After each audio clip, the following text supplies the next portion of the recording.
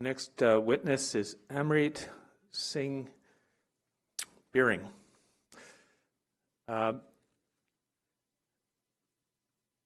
Amrit, do you swear to tell the truth, the whole truth, and nothing but the truth, so help you God? Yes. Thank you. Could you spell your name for the record, please?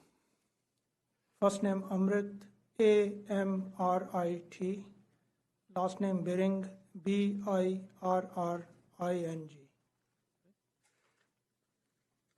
Now, as you know, this hearing today and over the next couple of days is focusing on children and making the world safe for children and doing what we can to address some of the issues that society faces recently and at present. So with the focus on the children, I want to give some general background on who I understand you are, and then we can hear your evidence directly. You are a resident of Surrey, BC. You had 2 kids who finished high school now.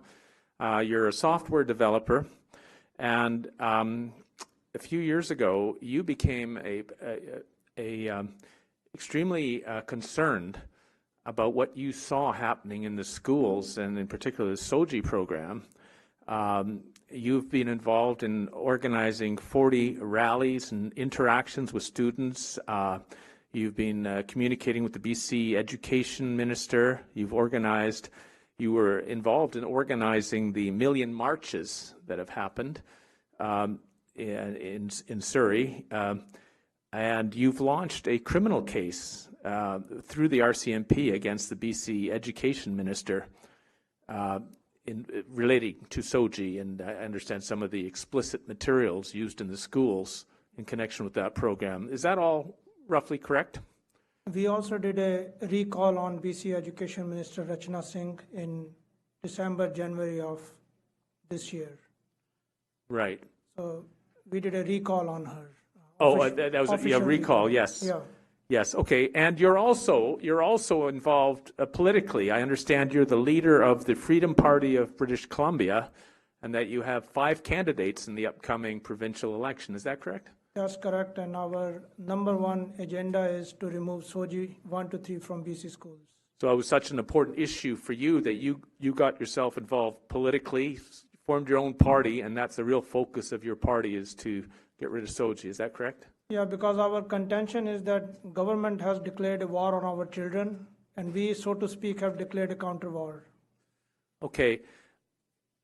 Perhaps then you can explain to the commissioners why it is you feel that the government has declared war on the kids and that you're fighting back. Can you explain that?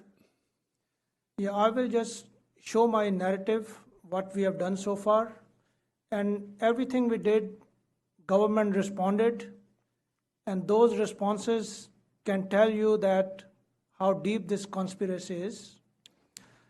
For instance, we have books in Surrey school libraries, in fact in all BC school libraries, and in fact all Canadian libraries, which shows a boy sucking the private part of another boy.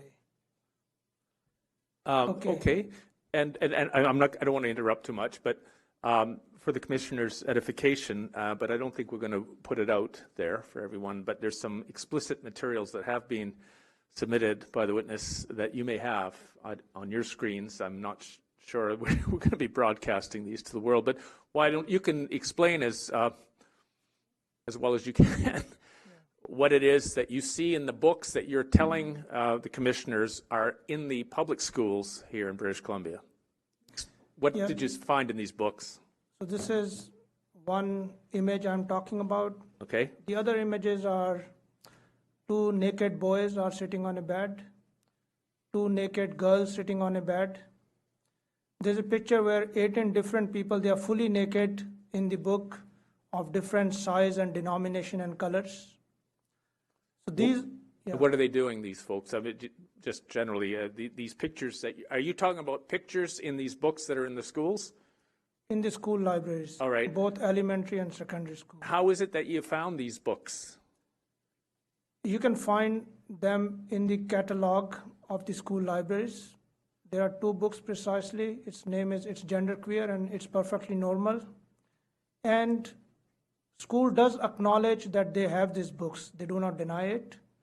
As part of exhibit, I had sent an email from Surrey School Board where they acknowledge the presence of these books. And when we asked what's the reason of them being there, their contention is, one, is to teach them human anatomy, and second, to teach them alternative lifestyles. Okay, just to stop you there for a second. So I have a letter that I think has been uploaded as an exhibit. It's the May 29th, 2023 letter from the Surrey schools to yourself. Yeah. And that is the explanation that set out in the letter. To teach anatomy and to teach alternative lifestyles. Yes. And that was in response to your complaint about the sexually explicit material that you found in the books, right? Yes, so Surrey School Board has monthly meeting where parents can participate. So that's where you can ask questions in writing. And I did ask these questions, and then they sent us written email response.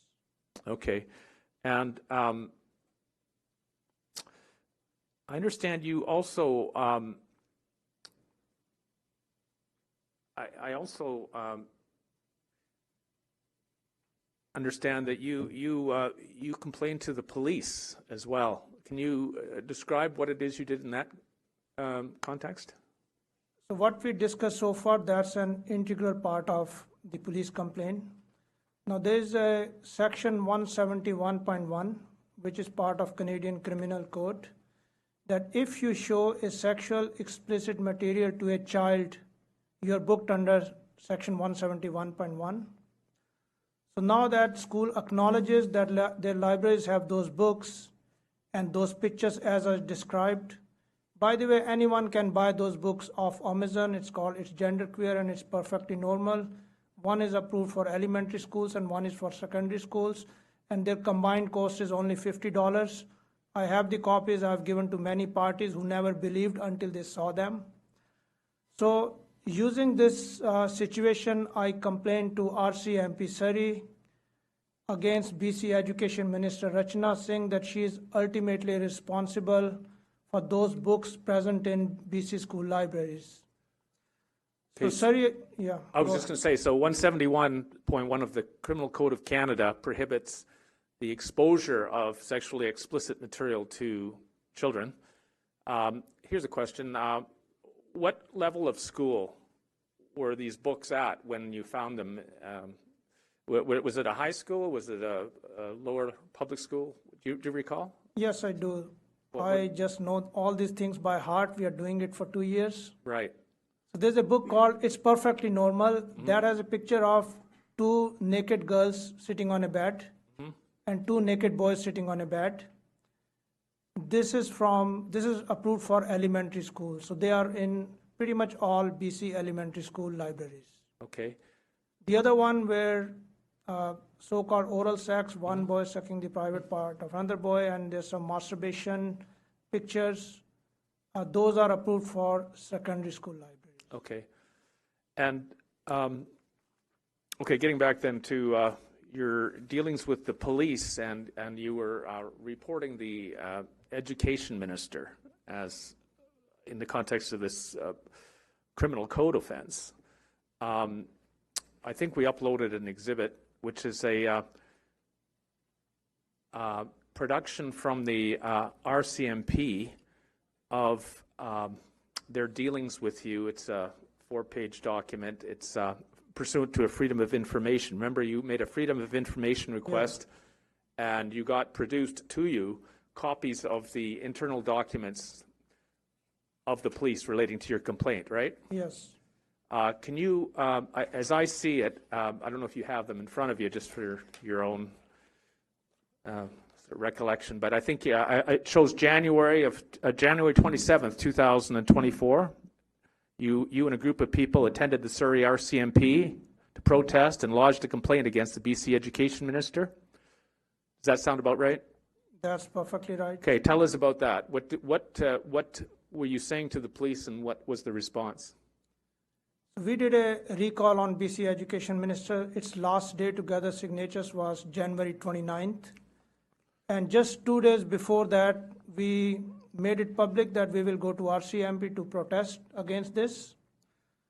So they contacted us and started asking us how many people are coming, etc. We said, don't worry, we are just coming to launch a criminal report. And this is the reason they actually even took the report from us. If someone else will go there, they probably will refuse. So we had a lot of public pressure because of ongoing recall. So we went to their police station, Surrey RCMP headquarters, and they knew we were coming. They were assigned time. So an officer came to us in parking lot and said that someone will reach out to you very soon. It was raining and it was cold, January 27th. No one came for 1 hour. Then we marched in front of their office, which they didn't want. And then they came out again and say, someone has been assigned to you, an officer, and he will take your complaint. And another half an hour, finally an officer came and he escorted me inside the usual witness room. You can leave your cell phone off or outside. So I had a 45-minute discussion with him in his witness room in camera. So I showed him the sexually explicit material, the pictures, the actual books, my communication with Surrey School Board, which they admit that the books are present there. So he took the complaint and he gave me a complaint number. So I waited for 1 month. I didn't hear anything. So I contacted the officer again, Officer Benjamin Boateng, and he said he's investigating with Surrey School Board. Its CEO, his name is Amrit Birring. He said, I have asked him to send a reply to it and he's not replying. So, of course, it's not my problem. Police have their ways, right? They have powers, but that's the excuse he made. So at that point, I made it public in our social media. That's the situation, and we encourage people to call Amrit Birring that he should respond to police. So eventually, time passed, and I called RCMP again, and they say, "Oh, we have a reply, and I was about to get to you." And I have all that conversation also recorded, and I sent you as exhibit just today. It's a Facebook video. Anyone can play all that conversation. So he's saying that, yes, we heard from them. They are saying the books exist, the sexually explicit content exists, but it has not been shown to any child. It hasn't been shown. So no crime has been committed. So I discussed with him on that recorded call as well. So someone who is carrying a loaded weapon, but unless the person fires, there's no crime. He has no answer. Then I asked him, let's say a teacher shows it to a child. Is there any auditing process in school that they record it? Because how do we know it's shown or not? Do they have written process? And he had no answer to that. So I knew that they will brush it under the rug, but I wanted to put it on record because we can revisit this in future again. So this Freedom of Information report. So when I asked them after conclusion, give me what happened, they said you have to file Freedom of Information report. So I filed it, and that's another. How many times they put obstacles? So when I filed the report, the officer who was taking report said that my original complaint number, it's not found in their records. But luckily she helped me. She searched with my name, Amrit Birring, and she found that complaint number with one number off from what officer had given me in writing. Okay, now I file Freedom of Information report. They come after 2 months and say, the investigation has not been concluded yet, so we cannot release any information. Okay, I go back to the investigating officer. I said, our understanding was that it has been concluded. He took his own sweet time and said, yes, it has been concluded. I said, give me the date of conclusion. He took his time and gave me date, which was prior to when I filed the Freedom of Information. So it means it was already concluded. So I write back to the FOI officer that this is email from investigation officer and it says it has been concluded. So this time FOI guy said, and they finally released it to me. So I had to pursue and call them out, but it wasn't straightforward, and that report is with you. And this report mentions that investigating officer did try to ask Surrey School Board, would you like to sit down with me to discuss in their presence and resolve it? And they refused. It's part of the FOI. Okay. I think the commissioners have that as an exhibit, the FOI release of the police report. I hope you do. It's file 1301, 2024, 12782. That's the number that the police have on the file relating to your complaint about these books. And just to want to get back to your evidence, as I understand what you said, the police, once the police were satisfied that these books were in fact in the libraries and available to the kids at school, their explanation to you is that there was no evidence that the books had been shown to the kids. Is that really what the police told you as a reason to not go further on this? That's correct. So the school board claimed that the books are there, but they have not been shown to any child. It's written in the FOI. Okay. Now, just in addition to your efforts to take this this issue into the political arena, and you're actively campaigning with your party's focus on the SOGI program, and your efforts to help organize the Million March. Can you tell me, we've only got a couple minutes left, what's happening in your ongoing efforts these days, dealing with the public, dealing with the school board, dealing with the police? Can you give us an update since this complaint to the police that we've just now addressed? What's happening now? June was the Pride Month, which is celebrated in schools, public schools. So we planned protests and rallies, and we went in front of 9 schools, because schools are where the crime happens. That's where the victims are children, and no one is sticking up for them. But teachers have been scared to shush. Parents are busy making 2 ends meet, and children are there at the mercy of teachers. So we really feel for them. So we publish the schedule of our protest on our Facebook and social media, and RCMP monitors that. So every time we go to school, there is a few cars of RCMP always there stationed, a representative from Surrey School Board, and some staff of that school. And we occupy one corner, and we have a speaker, and we say things like, SOGI is a fraud, it's an abuse of children, boy cannot become girl, girl cannot become boy. So we chant these things, and children listen, and they feel very good. We can see happiness in their eyes, sparkling that someone is speaking for them. And then they come, and even though school is monitoring that they don't interact, they still make it a point. So we were in a school, Sullivan Heights Secondary School in Surrey, in Pride Month, and 2 girls came to us and told us there are 18 children who identify as animals in the school.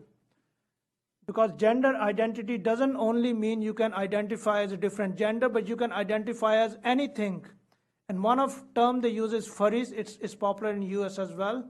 Children identify as animals, and they come with their tail, or they scratch each other, they put whiskers. So their mental thing, they start imagining they are animals. So this is like taking to another level. And then in one school, Fleetwood Secondary School, a girl told us they are building 3 unisex bathrooms because they claim there's no such thing as male and female.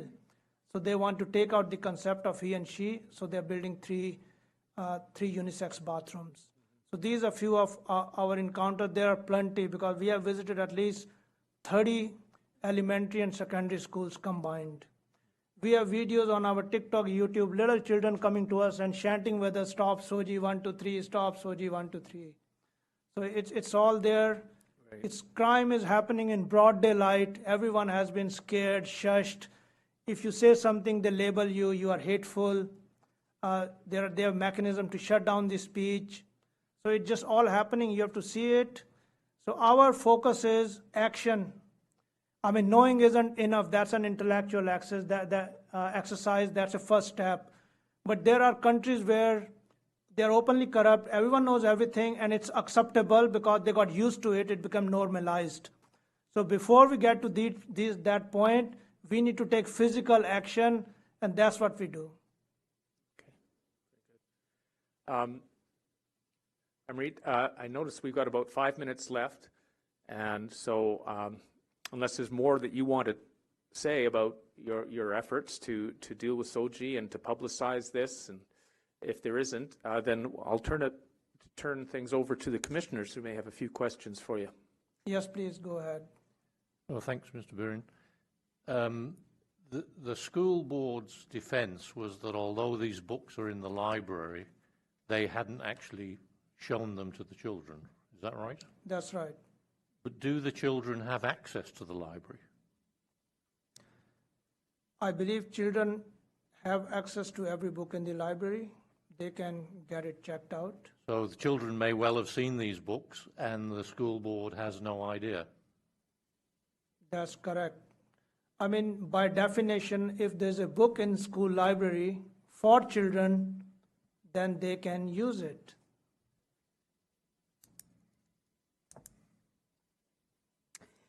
So I guess you cannot go into the school library yourself. So how come you were aware of those books? Yeah, so I am not the only one working in SOGI. There are many groups. For example, Curry Simpson, who probably spoke here before, she is the pioneer. There's a website called Exposing SOGI 123 that lists a vast majority of books in different provinces. So a lot of work has been done. We have Ronnie Herman here. She has done a lot of work. What we did is we tried to convert that into action, physical action. So we already had all that information. And then there's a website called goforlet.com. It's all the BC school libraries are linked to it. It's a searchable database. It will tell you exactly which book is in which school and whether it has been checked out or not. So it's all information is out there already. Okay, so it's not your children who took out those books and you borrowed those books from the library. You knew by another means that those books were in the library. Yes, so in this case, I am not claiming that I'm a victim or my family suffered. It's more we are doing it for society at large. Okay, but when children borrow books in the library, there is a register of it. So they no children ever took this book. So they don't have a registry of the children taking out those books. They could prove it because when a child borrows a book, it's written in the computer somewhere. When I asked RCMP officer about the audit, that does school record when someone gets the book, he had no answer to that. Okay. And the police officer never considered this, never considered those books as pornography? He did consider that it is sexually explicit material. He definitely did, because when a naked child is in a book of elementary school, what is the definition of pornography? But were the books taken out of school? What did they do? They left the book there, or they? The police officer sees the books. What did they do with the books? So the crux of the issue is that it's an agenda by, not even by school district or BC Education Ministry. There are people entrenched in the BC Education Ministry who run the show. The governments come and go. And this thing has survived both different party governments, BC NDP and BC Liberal. In fact, it's a globalist agenda. I mean, we were talking about Bill C4 before, which was passed so that 12 years old can decide they can have top surgery without parents' permission, and they can decide to change their pronouns, and parents will have to affirm it. If they don't, they go to jail. So education comes under province, but what's the business of federal government passing those bills? Because it's an agenda at higher level, and they aid and abet it, and they make infrastructure to facilitate it. And that's why the RCMP is not impartial. They also take their instruction what to do. Now, complain against a sitting MLA who is education minister is not a small thing. So I'm pretty sure it's not under the control of that individual officer. They get guidance from top, and it was guaranteed that there will not be any action.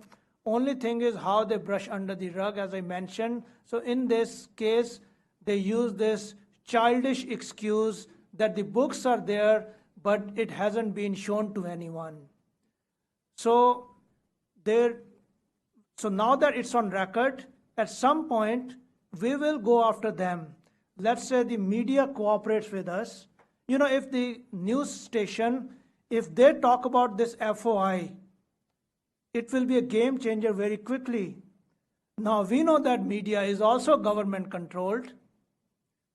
So these are the reasons that something is very wrong happening and no one does anything.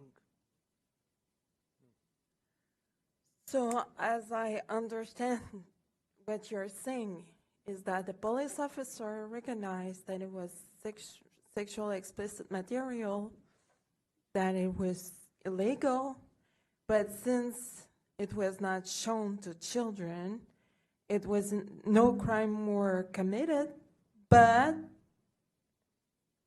they didn't seize the books, or we don't know what happened with those books. They did not seize it. Things are as usual. Okay, thank you. Thanks. Anybody else? Okay, I have just one follow-up on that. Sure. Did you ever hear back from the Minister of Education? The police were giving you the runaround and obviously not using their best efforts, because as I understand your evidence, the police did not even investigate to see whether the books had been checked out. They confirmed that they existed in the libraries. They confirmed that it was sexually explicit. They concerned a prima facie breach of Section 171 of the Code, but because you weren't able to show that the books weren't checked out, and because the police didn't investigate to see if they had been, that's the excuse they gave you for going no further, right? Yeah. And did you ever hear back from the minister at all on this? No, we never heard back from Education Minister ever. In fact, before launching this complaint a year ago, we had written a letter to her email that we allege that certain things are happening in school, a list of 8-9 things. Do you deny or accept it? If you deny, should we send you a proof? And we never ever got any response from her. Well, unless there's any other questions from the commissioners, Amrit, thank you so much for the work you're doing on this front and for the passion you bring to the battle and for your evidence here today.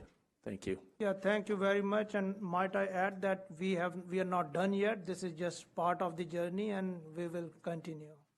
Thank you. Thank you.